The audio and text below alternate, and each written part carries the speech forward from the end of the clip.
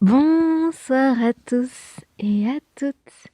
Comment va la crème de la crème? Alors j'ai vu dans les commentaires, c'est partagé entre mes petites crèmes et les crémeux. Hein, comme je vous disais, j'hésitais, est-ce que je vous appelle mes petites crèmes ou mes crémeux, mais ça penche plus sur mes petites crèmes. Alors je vais lire vos commentaires. On a Roy Ampère, The Crow of Melancholia, qui nous dit « C'est un surnom intéressant, la crème de la crème. Après, je ne me sens pas inclus dedans dans la mesure où je commande très peu et que je ne pense pas être la cible de cette vidéo. Je n'aime pas trop ce genre de surnom. » Hop, hop, hop, hop, hop, hop, hop. Comment ça, je n'aime pas trop ce genre de surnom? Comment ça, je ne suis pas la cible?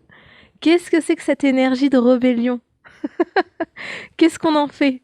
Qu'est-ce qu'on en fait, les amis de Roy? Il faut qu'on lui trouve un surnom spécifique.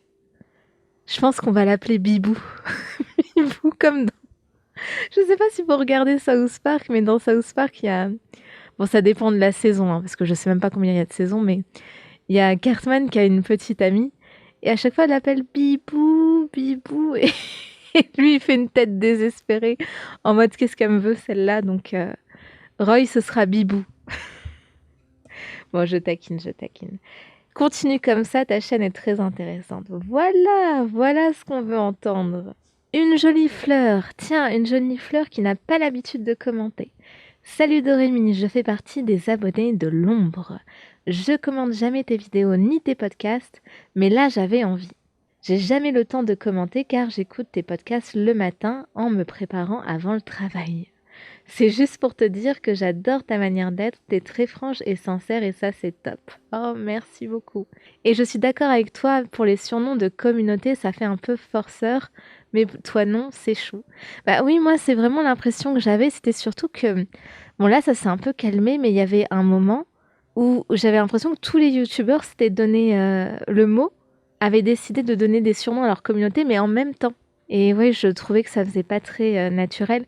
Après, moi, comme je l'ai dit, je veux pas trop casser du sucre sur mes collègues dans le sens où bah, je sais qu'il y a des gens sur YouTube, ils sont très corporate, c'est-à-dire que ils sont à fond dans YouTube, ils vont à toutes les conventions, ils se connaissent entre eux, donc bah, forcément, quand tout tourne autour de YouTube, vous mettez un peu d'accord sur certaines choses et moi, voilà, moi, enfin, je poste sur YouTube, mais je me considère pas comme à fond dans YouTube non plus.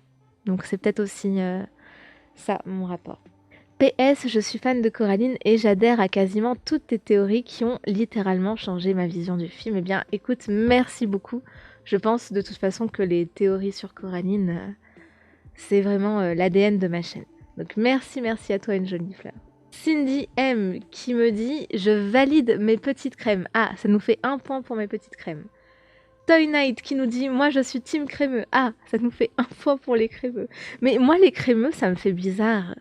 Je vais être honnête avec vous, moi, je préfère mes petites crèmes. Mais bon, j'ai pas envie de vous imposer mon avis. Et qui me dit « Je me suis... Hein ? Je me suis sentie visée quand t'as dit que t'avais des abonnés qui pouvaient être mal intentionnés et un peu véreux à cause de mon pseudo. » Alors, je suis peut-être un peu naïve, mais Toy Knight, qu'est-ce qu'il y a de bizarre? Toy Knight, jouer de... Quoi, c'est sextoy, c'est ça? Je sais pas. Vous, Toy Knight, ça vous fait penser à quoi? Toy? Alors attention parce que on va y venir, ça va être le sujet de ce podcast, ça va être mon accent anglais foireux. Mais Toy comme le jouet et Night la nuit. C'est à part une référence très très très indirecte à un sextoy, je vois pas pourquoi je te considérais comme quelqu'un de mal intentionné. Non, non, franchement, t'inquiète pas. Hein. Et c'est une référence à FNAF. Ah, Five Nights at Freddy's, mais alors je vois pas du tout la référence parce que moi, dans Five Nights at Freddy, bon, je le rappelle pour les gens qui connaissent pas, c'est une série de jeux vidéo un peu d'horreur qui se passe dans une pizzeria avec des automates. C'est très glauque. Il n'y a pas de sang. Enfin, si, il y a un tout petit peu de sang, mais c'est très très glauque. Et moi, je me suis arrêtée à Sister Location, voilà, parce que l'histoire était trop compliquée pour moi. Et ça m'a fait décrocher alors que j'aimais beaucoup l'univers. Je cherche d'autres personnes qui ont... Ah, Bibi Moon, coucou Bibi Moon, qui nous dit mes petites crèmes, c'est trop mimi. Et elle a eu 6 likes. Ah, ça veut dire que vous préférez mes petites crèmes. Ah, je cherche. Je vous lirai après, hein, mais là je cherche les gens qui se sont prononcés. Kylian Rosé qui dit « Heureux de faire partie de la crème de la crème ». Merci Kylian. Oh, user, toi, je vais parler de toi.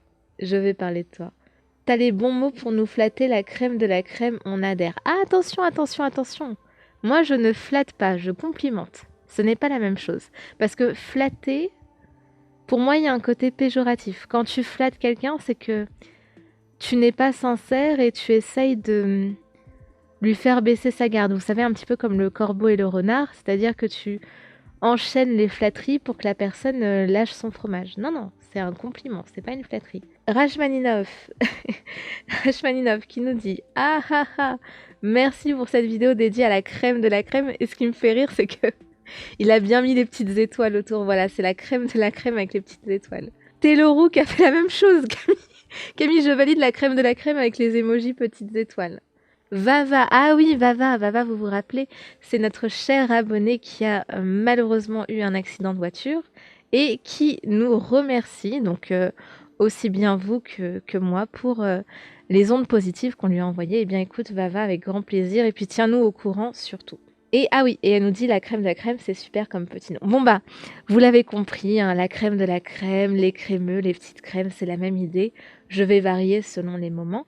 Et aujourd'hui, je voulais vous faire un petit podcast tranquillou, détente. De toute façon, tous les podcasts jusqu'à la fin d'année seront vraiment en mode blabla. C'est que je voulais vous parler de mon formidable accent anglais et tout le parcours du combattant que j'ai fait pour parler à peu près correctement anglais. Mais juste avant de commencer, je vais lire 2-3 autres commentaires parce que vous êtes de plus en plus nombreux à commenter et ça me fait très très plaisir.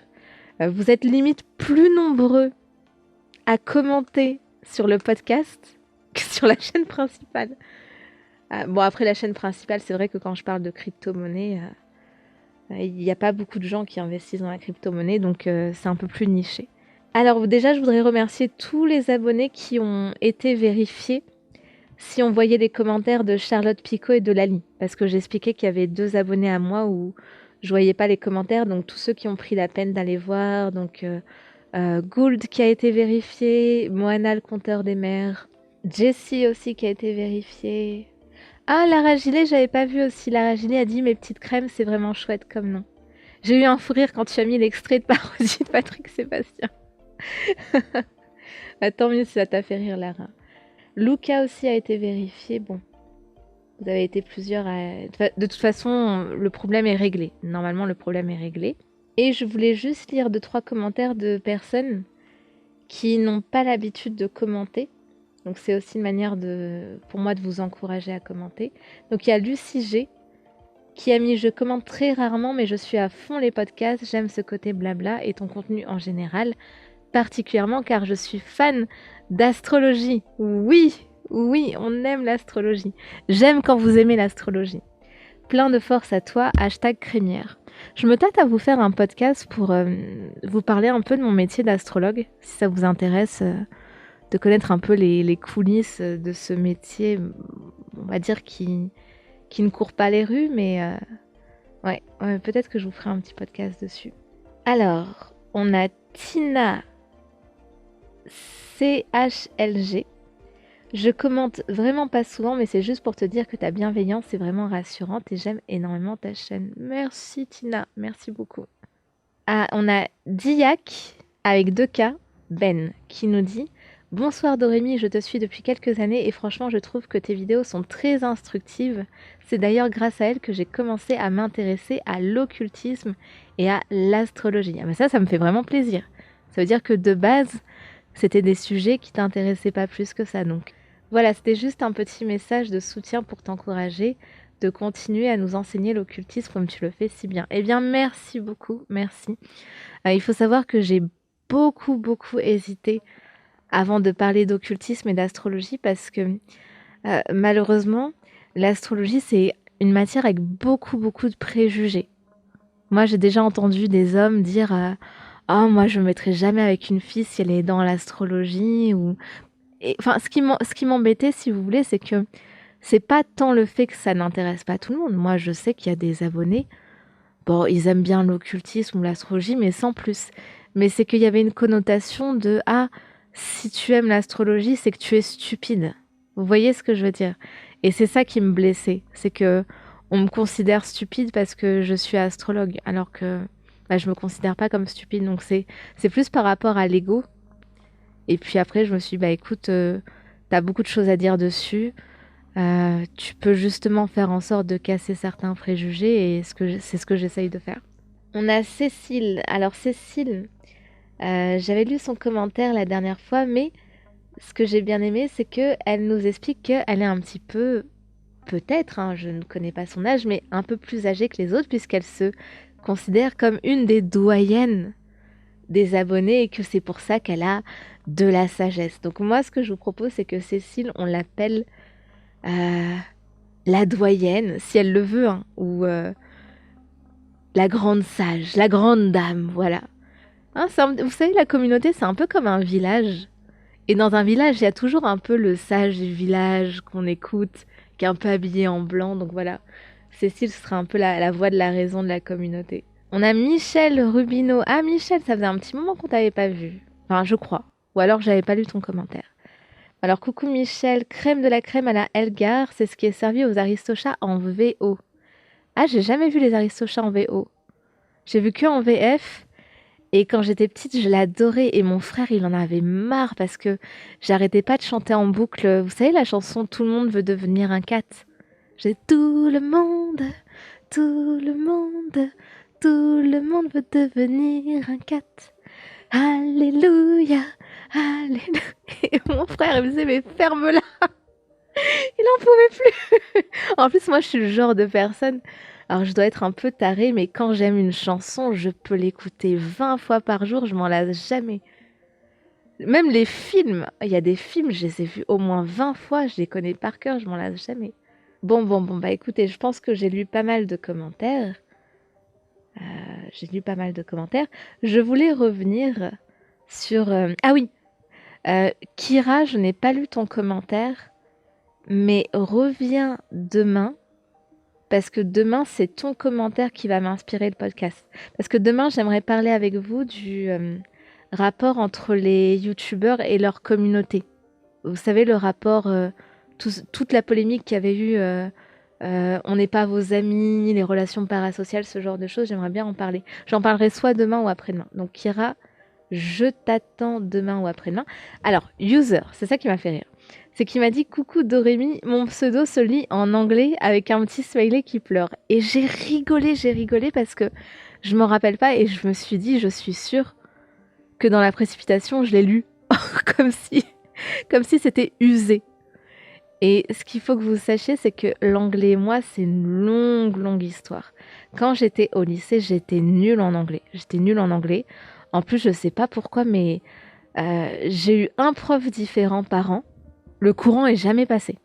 Le courant avec mes profs d'anglais n'est jamais passé. Je comprenais pas pourquoi. Et bref, et du coup, j'étais fâchée avec l'anglais. Et quand je suis arrivée à la fac, bah, même si franchement j'aspirais à une carrière d'avocate, bon, quand t'es avocat, t'as pas forcément besoin de parler anglais, sauf si t'es dans le droit des affaires. Bah, mes parents, ils voulaient quand même que je parle anglais. Donc on m'a inscrite à ce qu'on appelle la Wall Street Institute. Alors si vous habitez sur Paris ou en région parisienne, vous avez sûrement entendu parler d'eux parce que il y a tout le temps leur affiche dans le métro. Voilà, c'est des cours d'anglais. Ce sont des cours d'anglais. C'est une société qui donne des cours d'anglais, sauf que ce sont pas des profs qui viennent à domicile, c'est vous qui venez sur place et sur place vous avez des cours avec très peu d'élèves, à peu près 4 élèves. Il y a des ordinateurs avec un programme d'anglais, bref. Et franchement, avec le recul, c'était pas du tout ce qu'il me fallait. Mais bon, mes parents, très gentils, m'ont payé les cours. Ça coûtait hyper cher. Je me rappelle pas du prix, mais c'était vraiment cher pour ce que c'est. Pourquoi? Parce qu'en fait, la plupart du... Tu passais ton temps devant un ordi, où tu suivais une formation. Mais bon, des logiciels de cours de langue, il y en a il y en a pour 50 euros. Donc, bon, fallait déjà y aller, fallait rester motivé. Et en fait, c'était plus un anglais. Moi, j'ai l'impression que c'était plus adapté quand tu es, je sais pas, quand tu es chef d'entreprise ou tu es cadre dans une entreprise et tu veux apprendre un peu un anglais commercial et ton entreprise, elle peut financer tes cours d'anglais, mais je trouvais que c'était pas du tout approprié à une jeune étudiante. Et je me rappelle que les cours que je suivais, parce qu'il y avait plusieurs Wall Street Institute, et moi c'était à Montparnasse, c'était au sein même de la tour Montparnasse, et il y avait une ambiance très bureau, homme de bureau, et ça allait pas du tout avec mon profil. Enfin, j'étais même une des plus jeunes, enfin bref. Donc j'avais suivi ces cours-là et j'avais progressé. Mais bon, disons que j'étais passée de débutante à intermédiaire. Et je me débrouillais bien à l'écrit, mais à l'oral, c'était pas trop ça. Et un jour, je me suis dit, bon, je vais aller à Londres. Voilà, j'avais décidé de faire une partie de mes études à distance. Donc, bon, je vous expliquerai ça une autre fois, mais je faisais mon cursus à distance. J'ai commencé en présentiel et j'ai fini à distance. Et je me suis dit, bah, pourquoi pas, comme j'ai plus besoin d'être sur Paris, pourquoi pas passer un mois à Londres. De toute façon, maintenant, j'ai un niveau intermédiaire, ça va aller. Je trouve un boulot sur place, ça va. Et là, oh là là là là, je m'en souviendrai toute ma vie. Donc moi, j'étais un peu stressée, mais j'étais quand même sereine. Je me suis dit, hey, quand même, t'as un niveau intermédiaire à la Wall Street Institute. Tu vas aller à Londres, ça va être les doigts dans... Et je me rappelle, j'arrive à Londres, j'arrive à... Enfin, j'arrive en train avec l'Eurostar, donc j'arrive à King Cross. Et je sais plus à quelle heure j'arrive, mais voilà, c'était le soir. Et j'avais faim. J'avais très très très faim. Et donc je m'étais dit, bon, bah avant d'arriver à l'hôtel, passe te prendre quelque chose à manger et puis tu le mangeras à l'hôtel. Et donc je sors de la gare, premier contact avec les Anglais, parce que bon, bah quand t'es dans la gare, tu parles à personne. Il n'y a pas la douane ou... Enfin, dans mon souvenir, il n'y a pas la douane en fait. Enfin, peut-être que maintenant, si, du coup, vu qu'il y a eu le Brexit, mais à l'époque, voilà, il n'y avait pas de problème. Et je vois comme ça un petit restaurant chinois. Et je me dis, allez, je me ferais bien des nouilles avec quelques nems. Donc je rentre. Et là, déjà, j'ai un grand moment de panique. Où je dis, mais mince, comment on dit nouilles? Comment on dit ça? Comment... Je suis en train de bugger. Alors bon, je mets beaucoup de temps. Je vois la serveuse, elle s'impatiente. Enfin, déjà, je sens que la personne n'est pas hyper aimable. Bref. Et donc, je galère. Je fais... Hello, I want. Je parlais comme ça, je dis I want noodles and. Euh, Oh là là, c'était long. Et je voyais la serveuse, elle me regardait, mais avec un sourcil levé en mode oh là là, elle peut pas accélérer celle-là. Et à un moment, elle me pose la fameuse question. Enfin, je sais plus comment elle le dit, mais je comprends la question sans la comprendre. C'est-à-dire que je comprends qu'elle essaye de me demander si je veux manger ici. Et là, j'ai eu un énorme coup de panique parce que je me rends compte que je ne sais pas comment dire à emporter. Vous savez, bah, quand vous voulez pas manger sur place, c'est à emporter. Et à emporter, en anglais, on dit take away. Ce qu'on pourrait traduire littéralement par prendre au loin. Take away. Et moi, on m'a jamais appris ça. Que ce soit à l'école, que ce soit à la Wall Street Institute, je trouve que les cours sont hyper mal faits parce que on t'apprend pas des situations de la vie de tous les jours. Moi, dans mes cours d'anglais, je parle des cours d'anglais au lycée, je parle pas à la Wall Street Institute, je trouvais les leçons hyper pourries parce que on faisait que nous apprendre les verbes, mais on nous apprenait jamais le vocabulaire dans telle situation. Au restaurant, à la banque, à l'hôpital, ce genre de choses. Enfin bref. Et donc je suis là et je commence à sortir des phrases hyper laborieuses. Je dis euh, euh, It is not here, euh, me with food outside. Et là, Oh mon Dieu. Et là, je vois la serveuse qui me regarde et qui fait take away. En mode, bah, me saoule pas avec ta phrase, en fait, c'est juste take away. Mais elle a dit ça de manière tellement sèche, tellement blasée, de se dire, purée, cette fille, elle me fait perdre mon temps. Oh là là, j'étais mal à l'aise, j'étais triste. Ça m'a grave cassé ma confiance en moi parce que je me suis dit, je suis venue pleine d'ambition à Londres. Je me suis même dit, je vais trouver un boulot et je sais même pas dire à emporter. Et mon anglais, il est nul. Et ah, franchement, ça m'avait cassé le moral. Donc, je me rappelle, en plus, c'était le premier contact. Premier contact à Londres. Généralement, quand tu arrives dans un. Et en plus, je crois que c'était la première fois que je voyageais toute seule sans ma famille, sans rien, sans personne, et sans même connaître personne euh, dans la ville. Et du coup, j'étais triste, je me suis dit, oh là là, mais en fait, je suis pas du tout prête.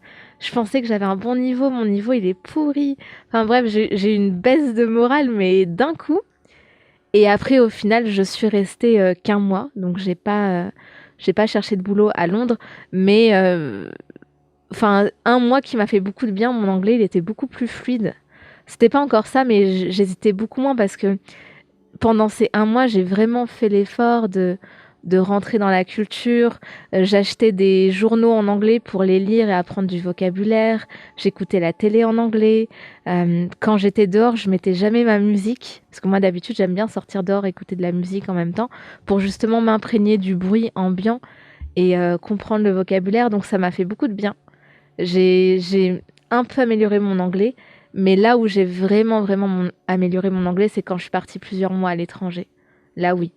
Mais tout ça pour dire que, en fait, je trouve que les langues, après chacun sa méthode, mais moi j'ai besoin d'être sur place pour apprendre. J'ai plus appris en un mois à Londres que en 6 mois de cours dans une école privée. C'est chacun sa méthodologie. Et tout ça, pourquoi je vous raconte tout ça? C'est parce que là, je me tâte à apprendre l'espagnol parce que j'adorerais aller du côté de l'Amérique du Sud et l'Amérique latine. Moi, c'est une partie du monde que je connais pas du tout. Je connais très bien l'Europe, je connais un tout petit peu l'Afrique et je connais très bien l'Asie. Mais alors, tout ce qui est Amérique du Nord, Amérique du Sud, je ne connais pas du tout. Et ça m'attire de plus en plus. Le Mexique m'attire de plus en plus. Parce que le Mexique, il y a une aura. En fait, quand on s'intéresse un peu à la culture mexicaine, je trouve qu'il y a un côté très occulte aussi. Vous savez, tout ce qui est occulte, ésotérique, bon. Pour moi, c'est pareil dans le sens où tout ce qui est ésotérique, ça fait partie de l'occultisme. Mais tout ce qui est les temples mayas, la fête des morts, un peu comme dans Coco, et puis même d'autres choses qui sont. Voilà, c'est très imprégné d'occultisme, le Mexique, donc ça m'intéresse beaucoup. Et le Costa Rica m'intéresse beaucoup, mais le Costa Rica, c'est plus pour le côté paysage et pour les toucans, parce que j'adore les toucans. Je vous l'ai jamais dit, j'adore les toucans. Vous savez, les toucans, ce sont les oiseaux avec un grand bec jaune. Je les trouve adorables, je les trouve beaux, j'adore les toucans, j'explique pas. J'avais une peluche toucan quand j'étais petite, je crois que je me suis trop attachée à la peluche. Enfin bref. Et le problème, c'est que je me tâte aussi à apprendre le portugais, parce que le Brésil aussi m'attire.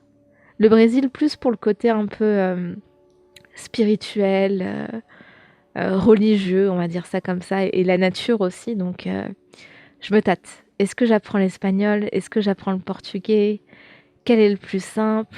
Je sais pas. Je sais pas, mais tout ce que je sais, c'est que souvent je change d'avis, je me dis oh j'ai pas le temps. Et le froid qui nous touche actuellement me pousse à apprendre ces langues-là parce que je me dis qu'est-ce que j'aimerais être au Brésil ou au Mexique actuellement. Le froid, c'est pas pour moi, ça me tue, ça me ralentit. Enfin voilà, je sais pas, je vous tiendrai au courant. Je pense que je vais tenter l'espagnol parce qu'avec l'espagnol, on peut aller dans plus de pays, mais en vrai, les deux m'attirent. Les deux m'attirent beaucoup, beaucoup. Et bien voilà, c'était pour vous raconter un peu mon niveau avec les langues, la difficulté que c'est d'apprendre une langue, mais c'est quand même très enrichissant, je trouve, d'apprendre une langue parce que c'est plus que du vocabulaire, c'est aussi une autre manière de réfléchir, de formuler. Ouais, je sais pas comment vous expliquer, mais c'est comme apprendre un nouvel écosystème et j'aime bien. J'aime bien, j'aime bien. Eh bien, je vous dis probablement à demain pour un nouveau podcast. Bonne soirée et ou bonne journée. Ciao!